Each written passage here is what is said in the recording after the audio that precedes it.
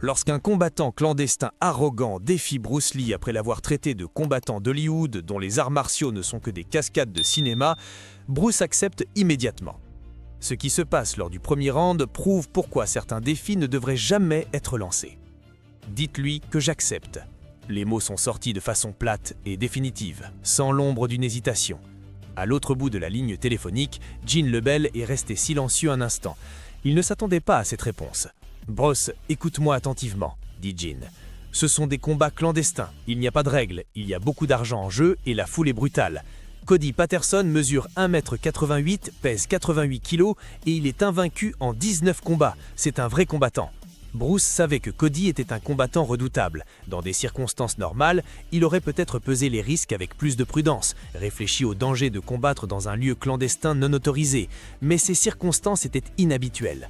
Plus tôt ce matin-là, Bruce avait reçu l'appel qui mettait fin à 2 années de travail acharné. La série télévisée qu'il avait développée, son concept, sa vision d'un moine Shaolin dans l'Ouest américain, avait été confiée à David Carradine, un acteur blanc qui n'avait jamais étudié les arts martiaux de sa vie. Le message du réseau télévisé était clair sans même être prononcé. Les audiences américaines n'étaient pas prêtes pour un homme asiatique dans un premier rôle. Bruce avait passé des heures dans son garage après cela, brisant des planches jusqu'à ce que ses mains lui fassent mal, la rage brûlant en lui sans nulle part où s'évacuer. Et maintenant, Cody Patterson avait ouvert sa bouche.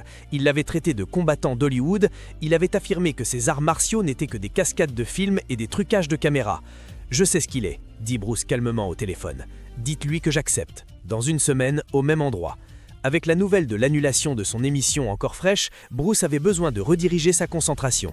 Et combattre Cody semblait être un excellent moyen de laisser s'échapper la pression. Peut-être qu'il ne pouvait pas changer la vie d'Hollywood, mais il pouvait au moins prouver à tout le monde dans la cage clandestine que son dévouement aux arts martiaux était bien réel. Et juste comme cela, le combat fut lancé. La nouvelle se répandit dans le milieu des combats clandestins de Los Angeles comme une traînée de poudre. Bruce Lee contre Cody Patterson, l'artiste martial d'Hollywood contre le combattant clandestin invaincu, le traditionnel contre le moderne. Le récit s'écrivait pratiquement tout seul. Les paris commencèrent immédiatement avec des cotes favorisant lourdement Cody. Il était plus grand, plus jeune, invaincu en 19 combats et spécialisé exactement dans le type de combat clandestin auquel la plupart des artistes martiaux n'avaient aucune réponse. Quand la nuit du combat arriva enfin, le lieu souterrain était bondé bien au-delà de sa capacité normale. Ce qui accueillait habituellement une centaine de personnes contenait maintenant plus de 200 individus entassés à l'intérieur. Tout le monde sur la scène des arts martiaux de Los Angeles était présent.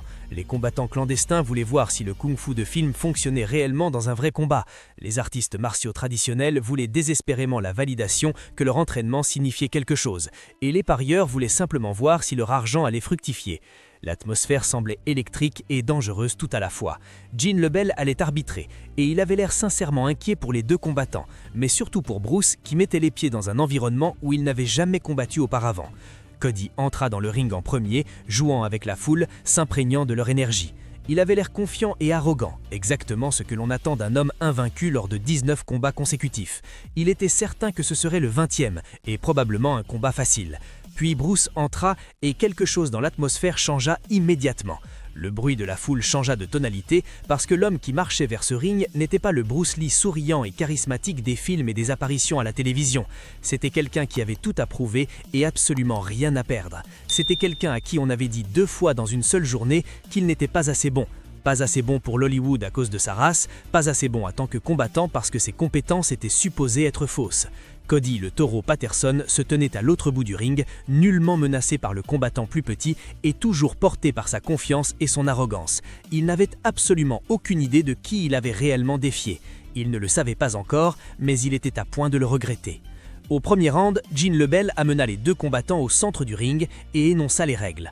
Un round de 5 minutes, contact léger à moyen vers la tête, plein contact au corps, soumission admise, projection admise, pas de morsure, pas de doigts dans les yeux, le combat s'arrête quand je le dis ou quand quelqu'un abandonne.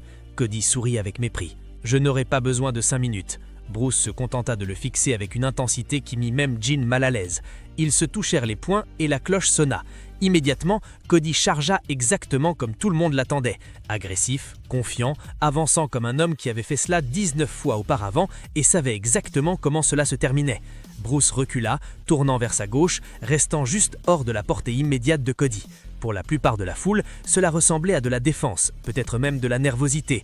Pour Cody, c'était exactement ce qu'il voulait. Bruce reculant, clairement intimidé par sa taille et sa pression. À 15 secondes de combat, Cody tenta sa première mise au sol. C'était un perfect double leg. Il explosa vers l'avant avec les hanches basses, les mains cherchant les jambes de Bruce et la tête proprement positionnée pour éviter les contres. Mais Bruce n'était plus là. Il s'était décalé sur le côté à l'instant ultime, juste pour que les mains de Cody ne saisissent que du vide. Cody se rétablit rapidement et reprit sa garde, mais quelque chose dans le mouvement de Bruce le dérangeait. C'était trop précis, trop calme, pas du tout la réaction de quelqu'un qui ne connaîtrait pas la lutte. À 30 secondes, Cody tenta une nouvelle fois une attaque sous un autre angle. Cette fois-ci, Bruce se défendit avec un sprawl, projetant ses hanches vers l'arrière et élargissant sa base. Cody ne put pas compléter la mise au sol et dut reculer. La foule commençait à s'agiter. Il s'attendait à de l'action immédiate, mais jusqu'à présent ce n'était que Cody tentant des projections, tandis que Bruce se défendait. Aucun coup n'avait encore été porté par l'un ou l'autre. Après 1 minute de combat, Cody n'avait toujours pas réussi à amener Bruce au sol ou même à le projeter une seule fois. Mais Bruce n'avait pas non plus lancé une offensive. Il était purement défensif, mouvant, parant, créant de la distance, puis se défendant encore quand Cody se rapprochait. À 90 secondes, Cody pressait davantage, lançant quelques coups de poing pour préparer une nouvelle tentative de projection. Bruce bloqua les coups et défendit la mise au sol. Le schéma se répétait sans cesse. Cody attaquait, Bruce se défendait. À la marque des 2 minutes, Cody travaillait plus dur qu'il ne l'avait prévu. Sa respiration était devenue nettement plus lourde. La sueur dégoulinait déjà sur son visage. La foule commençait à murmurer sa confusion. Ce n'était pas à quoi tout le monde s'attendait. Il pensait voir soit une démonstration rapide de frappe de Bruce, soit Cody l'amenant au sol pour terminer avec une soumission. Au lieu de cela, c'était Cody qui avançait constamment, tandis que Bruce reculait en défendant tout, mais en n'offrant absolument rien en retour. À 2 minutes et demie, Cody était sincèrement frustré.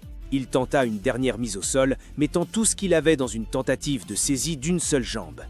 Il parvint à enrouler ses bras autour de la jambe gauche de Bruce, la souleva du sol et commença à pousser vers l'avant avec tout son poids et son élan. Et c'est là que Bruce frappa. Un coup de poing en marteau parfaitement synchronisé à l'arrière de la tête de Cody alors qu'il n'arrivait pas. Ce n'était pas à pleine puissance, mais c'était chirurgicalement précis, ciblant l'endroit exact où le crâne rejoint la colonne vertébrale. Le complexe nerveux que Bruce s'était entraîné spécifiquement à trouver. L'effet fut immédiat et choquant. Cody le ressentit comme une décharge électrique traversant tout son système. Sa prise sur la jambe de Bruce se relâcha involontairement. Sa vision se brouilla pendant 1 seconde, mais il se redressa et se prépara pour une autre attaque, toujours déterminé à prouver que Bruce n'était pas un vrai combattant, mais juste un artiste de spectacle. Cody tenta à nouveau la même mise au sol sur une seule jambe. Même technique, même engagement, même confiance dans le fait que sa lutte finirait par submerger la défense de Bruce. Mais Bruce ne plia pas. Il répondit en frappant exactement au même endroit. Le même coup en marteau à l'arrière de la tête, sur le même faisceau nerveux. Mais cette fois, avec ce deuxième impact sur une zone déjà compromise, quelque chose changea fondamentalement. Cody se redressa une fois de plus et essaya de reprendre sa garde, mais son corps ne répondait plus. Son équilibre ne fonctionnait plus du tout. Son côté gauche lui semblait complètement léthargique, ne répondant plus comme il le devrait. Le bruit de la foule semblait lointain, étouffé, comme s'il entendait tout à travers de l'eau. C'était le début du regret que le combattant arrogant porterait pour le reste de sa vie. Cody essaya de réduire la distance à nouveau, mais son jeu de pied était désordonné, plus lent, non coordonné. Sa jambe gauche ne fonctionnait plus en harmonie avec sa droite. Quand il essaya de plonger pour une autre mise au sol, son timing était décalé de juste assez pour que Bruce s'écarte facilement. Puis Bruce frappa à nouveau un coup de pied latéral dans les côtes de Cody qui atterrit proprement et solidement. Les réflexes protecteurs de Cody étaient retardés. Il ne put pas baisser les bras assez vite. L'impact chassa l'air de ses poumons et l'envoya chanceler sur le côté. Et puis vint la 3e frappe. Le coup de poing direct signature de Bruce fit basculer la tête de Cody en arrière. Pas assez fort pour l'assommer net, mais assez fort pour que les jambes de Cody vacillent sous lui comme si elles avaient oublié comment porter son poids. Après la frappe de Bruce, tout le monde pouvait voir que quelque chose de grave se passait. Cody bougeait comme s'il était sous l'eau. Ses réactions étaient retardées de plusieurs secondes. Son équilibre était complètement compromis. Il était toujours debout, essayant toujours de se battre, mais la transformation par rapport au combattant confiant qui était entré dans le ring était absolument stupéfiante. À 4 minutes, Cody se tenait au centre du ring, oscillant légèrement, les bras ballants sur les côtés, les yeux vagues. Bruce aurait pu finir le combat à cet instant précis. Une frappe de plus et Cody se serait écroulé lourdement. Mais au lieu de cela, Bruce recula et regarda directement Gene Lebel, lui adressant un léger signe de tête qui disait clairement « Il faut arrêter ça ». Gene s'approcha, observant attentivement avec une inquiétude croissante. C'était exactement le genre de situation que Gene craignait quand Bruce avait accepté le combat. Cody, essayant toujours de prouver quelque chose malgré tout ce qui allait mal, tenta une dernière fois de réduire la distance, mais son mouvement était si lent et tellement désordonné que Bruce se contenta de tourner autour de lui sans aucun effort réel. Puis la cloche sonna, tranchant la tension pour mettre fin au premier round. Cody restait planté là, au centre du ring, vacillant sur ses pieds comme un édifice qui aurait perdu ses fondations. Gene ne perdit pas une seconde. Il réduisit la distance instantanément, se penchant près de Cody et verrouillant son regard dans le sien. Il posa des questions rapides, jaugeant les réactions de Cody, évaluant carefullement s'il était sûr de continuer. Les réponses de Cody sortaient de manière bafouillée et retardée, ses mots ne se formant pas correctement. C'est tout ce que Gene avait besoin d'entendre. Il agita ses mains de manière décisive, signalant l'arrêt du combat tout en regardant les promoteurs. Il secoua fermement la tête. Il n'y avait aucune discussion possible. Le combat était terminé. Le laisser continuer aurait été véritablement dangereux, voire potentiellement mortel, dit vu l'état neurologique gravement compromis de Cody. Et juste comme cela, celui qui autrefois était invaincu, Cody le taureau Patterson, venait de perdre au premier round. Le combattant clandestin arrogant qui avait défié Bruce Lee venait d'apprendre sa leçon là où tous les spectateurs s'en souviendraient pour toujours. Le lieu clandestin explosa dans un chaos absolu. La moitié de la foule criait de l'incrédulité, incapable de traiter ce qu'elle venait de voir. L'autre moitié demandait soit le remboursement de l'argent perdu des paris, soit célébrer les quelques mises réussies sur Bruce. Nul ne s'attendait à ce que le combat se termine ainsi, pas au premier round, et certainement pas avec ce combattant arrogant qui était si confiant à peine 5 minutes auparavant et qui était maintenant incapable de tenir debout proprement par lui-même. Plus tard, après que la foule se sera dispersée et que l'argent aura échangé de main, Gene expliquera à quiconque le demandera ce qu'il s'est réellement passé sur ce ring. Ses frappes en marteau à l'arrière de la tête de Cody, celles que Bruce avait placées parfaitement, non pas une fois mais 2 fois, avaient visé un faisceau nerveux very spécifique situé là où le crâne rejoint la colonne vertébrale. Le complexe nerveux que Bruce s'était entraîné spécifiquement à trouver. L'impact n'avait pas causé un évanouissement dans le sens traditionnel. Au lieu de cela, il avait temporairement disrupté les signaux entre le brain et le corps de Cody, affectant son équilibre, sa coordination et son contrôle moteur sans le rendre inconscient. L'affaire resta relativement discrète pour des raisons simples. C'était un événement clandestin illégal. Cody voulait protéger sa réputation d'invaincu et Bruce n'avait pas besoin de publicité. Car la vérité était que Bruce n'avait pas combattu ce soir pour la gloire ou pour construire sa carrière cinématographique. Il avait combattu parce qu'on lui avait dit 2 fois dans une journée qu'il n'était pas assez bon. Hollywood l'avait rejeté parce qu'il était asiatique et Cody Patterson avait rejeté ses arts martiaux de fausses cascades de films. Bruce ne pouvait pas changer le racisme systémique d'Hollywood, peu importe son talent, mais il pouvait prouver que le travail de sa vie était réel, efficace et pouvait fonctionner contre quelqu'un qui représentait la pointe du combat moderne. La légende qui émergea par la suite n'était pas une histoire de Bruce dominant quelqu'un par une vitesse supérieure ou une puissance écrasante. C'était une histoire de stratégie triomphant de la taille, de préparation battant l'agression et de techniques raffinées surmontant la force brute. Gene Lebel, qui avait été témoin de toute la scène et avait lui-même entraîné Cody, dit ailleurs années « Cette nuit-là, Bruce a montré à tout le monde ce que les arts martiaux pouvaient être réellement.